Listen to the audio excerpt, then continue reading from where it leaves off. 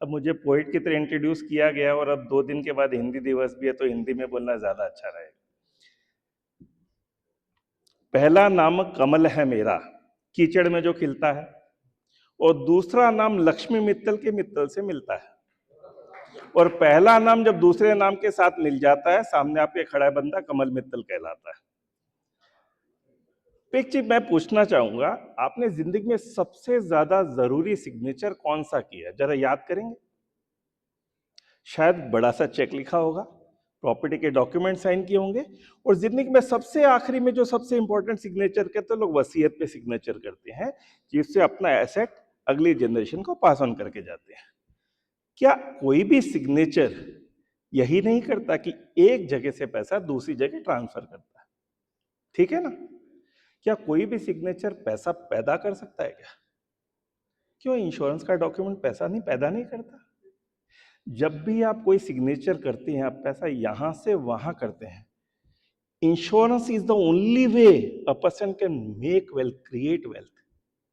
देखिए, जब मैं वसीयत लिख रहा हूं तो मैं जो कुछ ऑलरेडी कमाया हुआ था अपनी जनरेशन के लिए छोड़ के जा रहा हूं। लेकिन जब मैं इंश्योरेंस लेता हूं, मैं भविष्य में जो पैसा कमाने वाला था वो अपनी जनरेशन के लिए छोड़ के जा रहा हूं। This is the reason I say insurance is will of your future income. आपकी भविष्य की कमाई की वसीयत है। बहुत लोग बोलते हैं इंश्योरेंस क्या जी, फैमिली को प्रोटेक्शन करता है, टैक्स का बेनिफिट देता है, सेविंग इंस्ट्रूमेंट है, सारी चीजें करता है इंश्योरेंस। पर इंश्योरेंस है क्या? सिर्फ भविष्य की कमाई की वसीयत है। अब एक चीज बताइए, क्या किसी भी और तरीके से किया जा सकता है? क्या दुनिया को कोई भी इंस्ट्रूमेंट ऐसा करता है कि पैसा पैदा कर दे, भविष्य की कमाई को सुरक्षित कर दे? तो इंश्योरेंस का कोई पर्याय नहीं। एक मैंने एक कहावत सुनी थी बड़ा अच्छा, कि आदमी जब कमाता है ना, उसको ये होश नहीं होता कि मेरे को कभी कुछ हो भी सकता है। एक औरत की सबसे बड़ी चिंता क्या होती है? कि कल को मेरे हस्बैंड को कुछ हो गया तो मेरा क्या होगा। बनज कुमार बनज का एक बड़ा अच्छा दोहा है कि दिन का आधा रास्ता तय करती है रात, फिर भी दिन ना पूछता उसके मन की बात। कभी पूछ के नहीं देखते कि तेरे मन की चिंता क्या है। अगर सारे हस्बैंड्स अपनी वाइफ को ये पूछने लग जाए ना कि तेरी सच में सबसे बड़ी चिंता क्या है, तो यकीन माना हमको इंश्योरेंस बेचने की जरूरत नहीं पड़ेगी, लोग खरीदेंगे। ऐसे ही कुछ प्रयास मैंने किताब में की है। मैंने इमोशनली इतनी चीजें लिखी, कहते हैं कि दिल से लिखी हुई चीज दिल तक जाती है। मैंने बहुत दिल से लिखी है, और यकीन मैंने किताब में इतना एक एक इंसान को झंझोड़ा है कि अगर कोई भी इंसान ये किताब एक बार पढ़ लेगा, या तो बहुत जल्दी इंश्योरेंस ले लेगा, नहीं तो जब तक वो मरेगा नहीं ना, उसकी आत्मा उसको झकझोरती रहे कि मैं कुछ अपने परिवार के साथ गलत कर रहा हूँ। और इसका सैंपल चाहिए, आप कोई भी मेरे चैप्टर का एक चैप्टर उठा के देख लेना, ये आपको महसूस। देखिए, जब अगर लोग इंश्योरेंस लेने के लिए तैयार हो जाएंगे, अगर मार्केट हो जाता तो बेचना तो बहुत आसान है। अब देखिए, एक सबसे इंपॉर्टेंट चीज है कि हम क्या किस तरह से क्रिएटिविटी इंश्योरेंस के लिए लोगों को फायदे तक पहुंचा सकते हैं। अब एक और सवाल पूछता हूं कि दुनिया में सबसे ज्यादा झगड़ों की जड़ क्या होती है? जर, जोरू और जमीन। देखिए, जोरू का मेरे पास कोई सॉल्यूशन नहीं है, लेकिन जर और जमीन का सॉल्यूशन है। दादा मरता है, प्रॉपर्टी के हिस्से होते हैं, 2 से 3 टुकड़े हो जाते हैं। फिर बाद में बाप मरता है, उसके भी 3-4 टुकड़े होते हैं। पोते तक आते आते तो ये जो होता है ना, इतना रह जाता है। अब फिर ये बाद में पता है कबर क्या बोलता है, पता नहीं मेरे दादाजी की तो क्या शान थी, पता उनके पास में कितना पैसा था। पूछते हैं भैया पैसा गया कहाँ? बोलता है जी बट गया। अब क्या हम लोग ऐसा कोई रास्ता कर सकते हैं जिससे पैसा घटने के बजाय बढ़ना शुरू हो जाए?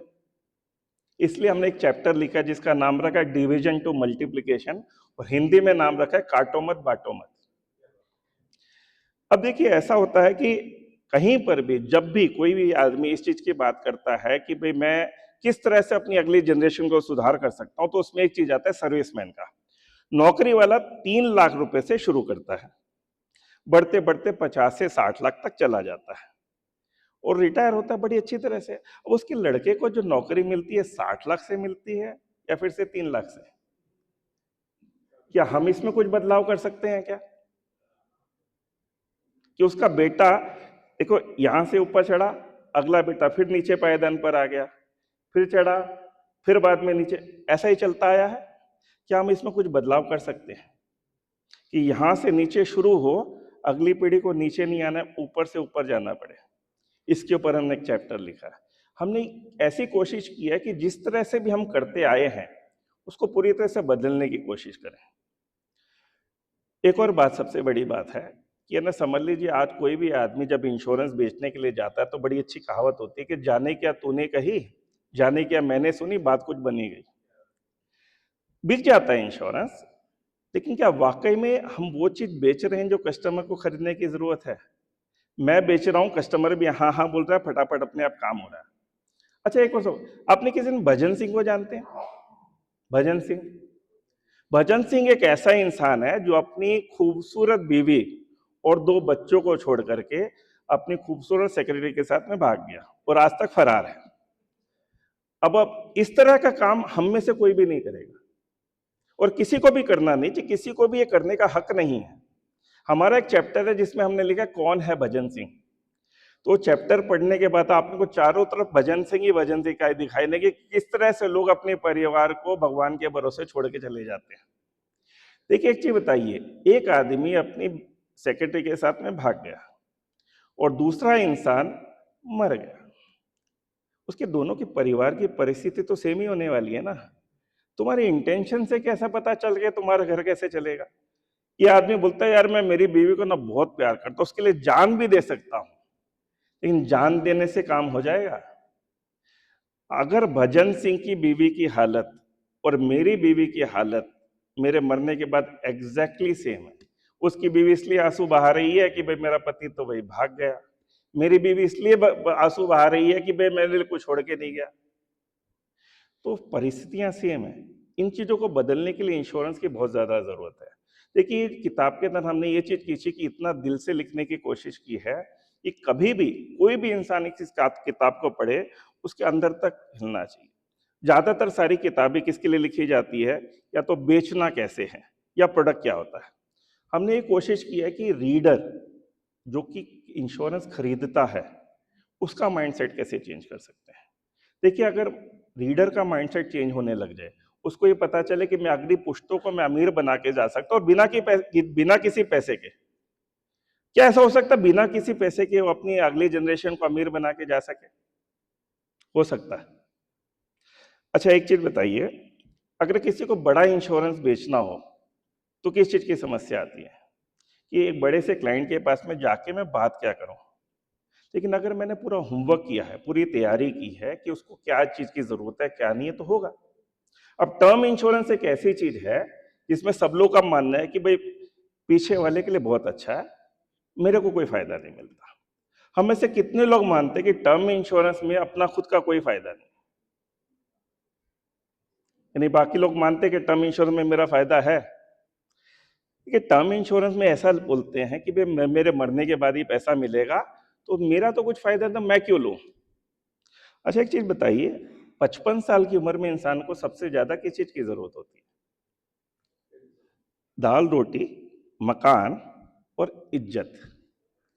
लेकिन जब क्या होता है 55-60 साल की उम्र जब आदमी काम करना बंद कर देता है ना, तो उसकी इज्जत अपने ही घर में घटने लग जाती है। कहते हैं बेटा आज मेरे पास भी बैठा और मेरा दुख भी बांटा है, और ये भी नहीं कहा तो कि बूढ़ा इस घर का काटा है। मैं दावे से कह सकता हूं आज है पेंशन का दिन, कि आज फिर मेरी मेरी खातिर बेटे ने बहू को डांटा है। पैसे से बहुत चीजें होती है। अगर वही इंसान के पास में अगर 2 करोड़ रुपए का टर्म इंश्योरेंस हो, तो बेटा जो पहले फोन नहीं उठाता था ना, वो पाँव भी दबाएगा और शायद प्रीमियम भी वो खुद ही भरेगा। टर्म इंश्योरेंस इज्जत दिला सकता है आपको। और दूसरी बात रही है तो इमोशन की बात होगी, क्या टर्म इंश्योरेंस में मेरे को खुद को पैसे का कोई फायदा नहीं हो सकता? नहीं हो सकता। चलो वो भी साबित करते हैं। सर, आपके पास में 1 करोड़ रुपए का बैंक में बैलेंस पड़ा हुआ है और मेरे पास में भी 1 करोड़ का बैंक में बैलेंस पड़ा हुआ है। आपके पास में जीरो इंश्योरेंस है और मेरे पास में 1 करोड़ रुपए का टर्म इंश्योरेंस है। अब एक चीज बताइए, जिंदगी भर में पैसा खर्चा कौन ज्यादा करेगा, आप करोगे या मैं करूंगा? तो इंश्योरेंस पैसा लेता नहीं है सर, देता है। अगर मेरे पास में 5 करोड़ का बैंक बैलेंस है, मैं बच्चों के लिए छोड़ के जाता हूं कि मेरे जाने के बाद मेरा पैसा बच्चों तक पहुंचना चाहिए। लेकिन अगर वो पैसा मेरे को खर्चा करने को मिल जाए तो कितना बढ़िया है भाई, क्यों नहीं? टर्म इंश्योरेंस मेरे लिए है। एक बार मैंने ले लिया, मैं मेरे सारे पैसे को खर्चा करके जा सकता हूं, मेरे को पैसा ही पैसा मिल गया। ये बच्चों के लिए तो इंश्योरेंस पड़ा है ना, उनको तो जितनी रकम देके जानी थी आप देके जा रहे हो। अच्छा, टर्म इंश्योरेंस खरीदने के लिए आपको मालूम आजकल जीरो कॉस्ट पे मिलता है, जीरो, फ्री। अगर समझ लीजिए मेरी उम्र 55 साल है, मेरी जिंदगी 25-30 साल की है, मैं मेरे लड़के को बोलता हूँ बेटा ऐसा है कि मेरा ना तू 5 करोड़ का इंश्योरेंस करवा दे, साल का 3 लाख रुपए, 25,000 रुपये महीना तेरे को भरना पड़ेगा, लेकिन मेरे मरते तेरे को 5 करोड़ रुपया मिलेगा। अब 25,000 रुपये महीना जोड़ जोड़ के क्या जिंदगी भर वो 5 करोड़ जमा कर सकता है? लेकिन अगर मेरा इंश्योरेंस किया तो कर सकता है। अब मेरी जेब से पैसा किधर लगा? यार मैंने तो कुछ भी नहीं किया, मैंने तो बेटे को केवल आशीर्वाद दिया तथास्तु, और मेरा बेटा 5 करोड़ का मालिक हो गया। ना जेब हींग लगी ना फिट करी, रंग भी चोखो आए, क्या बुराई है? इस तरह के बहुत सारे आइडियाज हमने लिखे हैं। मैं उम्मीद करता हूं कि जो भी किताब यहाँ पर है, 1 या 2 चैप्टर आप पढ़िए, जैसा मुझे किताब से मोहब्बत हो गई आपको भी हो जाएगी। Thank you so much.